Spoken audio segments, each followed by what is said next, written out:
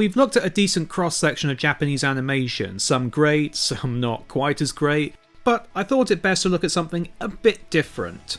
That being pseudo-anime. Remember how I said anime's big introduction to Europe was Pokemon? Well, since anime made it to the land of the blues, a bit late than America got it, that meant that when the floodgates opened for anime, we almost drowned.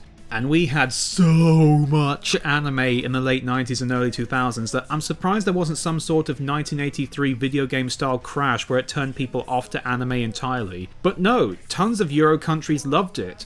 In particular, France. Most of the pseudo-anime of my generation comes from France, and it's weird that the French took to anime so much given that France is famous for blindly hating outside culture. Yet it really took off over there. Perhaps that's why they made it in the first place. Oh, people are watching these Chinese cartoons everywhere. Pui!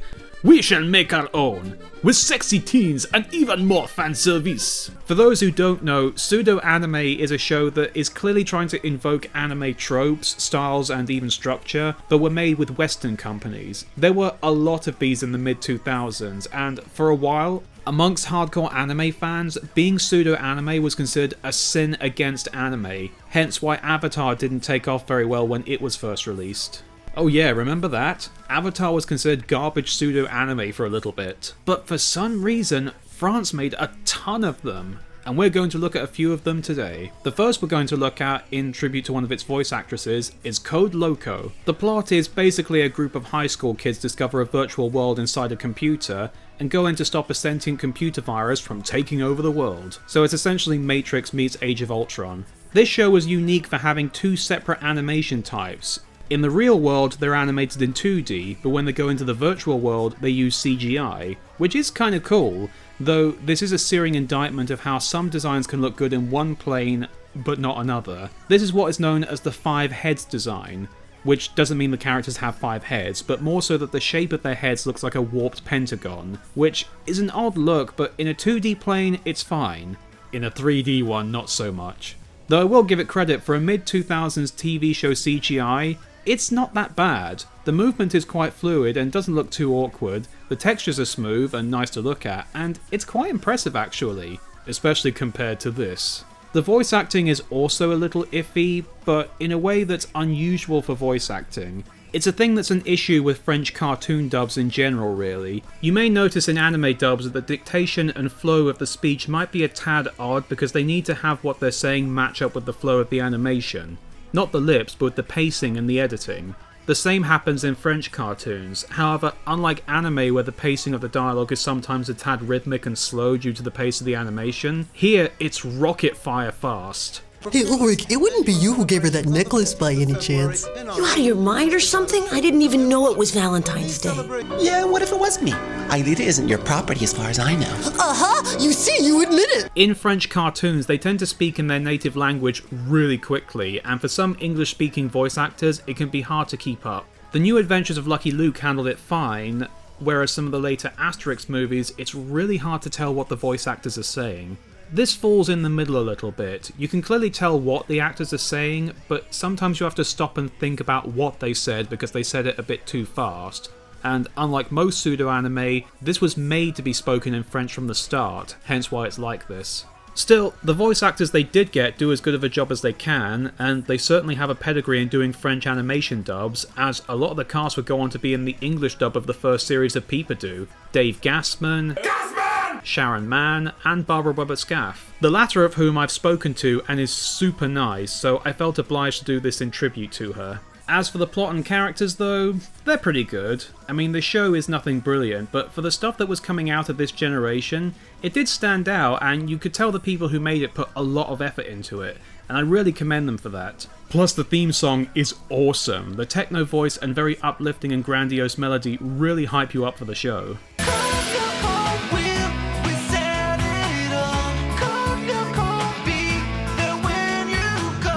Admittedly, after the first few seasons, the show had the real-world scenes be done in live action, and I never saw those seasons, so maybe it was still good, but this is about pseudo-anime, and after this change, there's really not much anime influence in the show anymore. But Let's move on to a show whose anime influence is a bit more obvious. W.I.T.C.H is basically a Magic Girl style show like Sailor Moon, but with more of a fantasy sword and sorcery style as opposed to it being more sci-fi like a lot of magical girl anime. It's about 5 high school girls who have to defend the Earth from the evil forces of a fantasy world called Meridian. Evidently, the evil of ITV has spread to other realms. And they discover that they each have an elemental power that they can control. Earth, wind, water, fire, and no joke, heart. So yeah, they literally have the powers of the Captain Planet Planeteers. I'll give them credit that the one who has the power of heart is the leader this time, so they can't transform without her, so that makes her a bit more important, but she's still more or less useless outside of that. She's basically the designated driver on a night out. They have nothing to contribute other than making sure everyone gets home at the end of the night. So she's you? Stop interrupting me! Admittedly, her powers are more to do with energy and mind control, and the heart refers to the gem that she holds that is the source of all their powers, but still, it is so bizarre that they got the exact same power names as that show. Although, in the first series she refers to her powers after she transforms as the Earth, which is really confusing because one of them has the powers of Earth and another is the Earth. You keeping up with this? Because I sure didn't when I was a kid. Oh, and if you're wondering why the title is an acronym, it's because the character's name's first letters spell out the word witch, which is actually kinda cute. And that's definitely a word that can describe this show. Cute. It kind of reminds me of a more modern He-Man series, where it knows it's rather silly and doesn't take itself too seriously. Except of course for the time where it does, which just feels really out of place, but there have been other shows that are mostly rather goofy but then decide to take it to some dark places where it works, so I'm not going to hold it against them for giving it a try. It just didn't work all that great.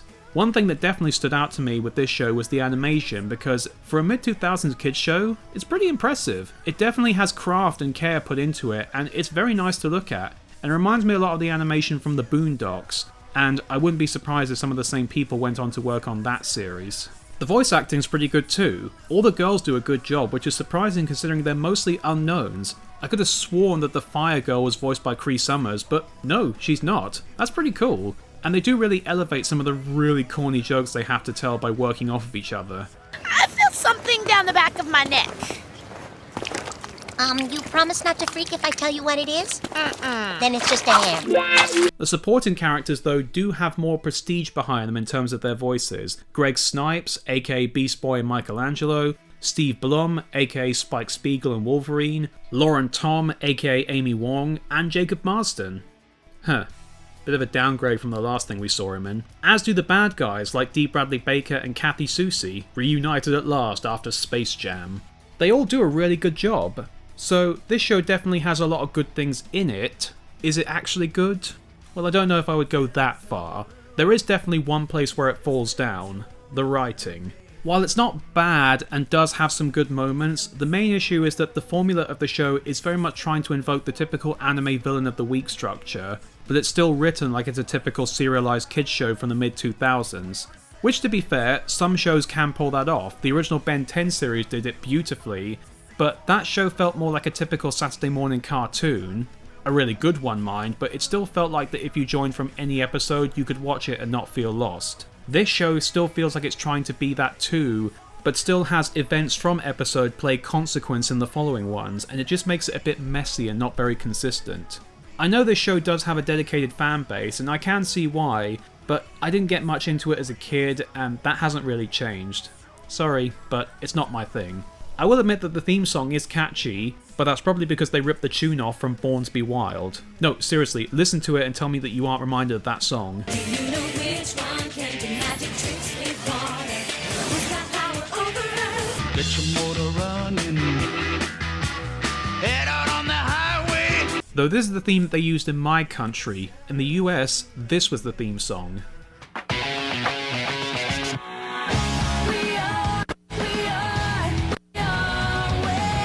Yeah, a lot more generic 2000s kids show there. I will say that they did capture one thing perfectly from their anime inspiration: sexualizing 12-year-old girls in a way that makes you feel really uncomfortable. And I'd argue that it's worse here, since, at least in Japan, there are laws of legal age of consent that are different than there are in the rest of the world. It's still fucked up, but at least it's something more normal there. It certainly isn't in France. but maybe it was back then, because the next thing we're looking at does this even more than this one. Totally Spies.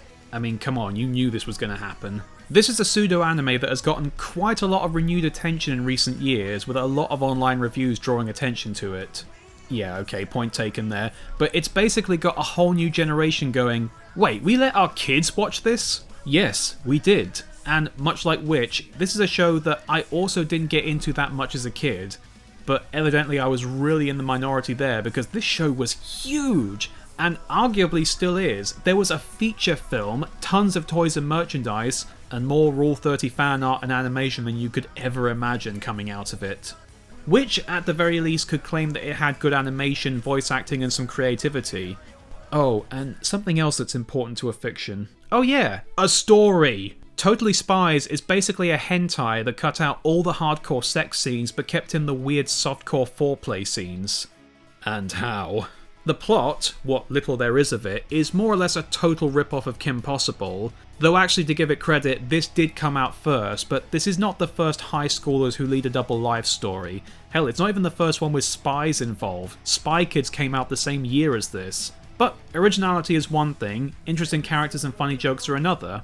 Yeah, this show doesn't have those either. All the characters are annoying, dumb, and not performed very well. This show really does feel like some kind of fetish fuel that the creators desperately wanted to make more accessible and normal to the next generation so they wouldn't feel isolated. How long before we have a show of this generation that has borderline bestiality and unbirthing in it? Maybe I'm being too harsh on this series, but I have seen other shows with shallow, silly premises that are meant to be nothing but jokes, and they have been great, and they can be surprisingly heartfelt as well.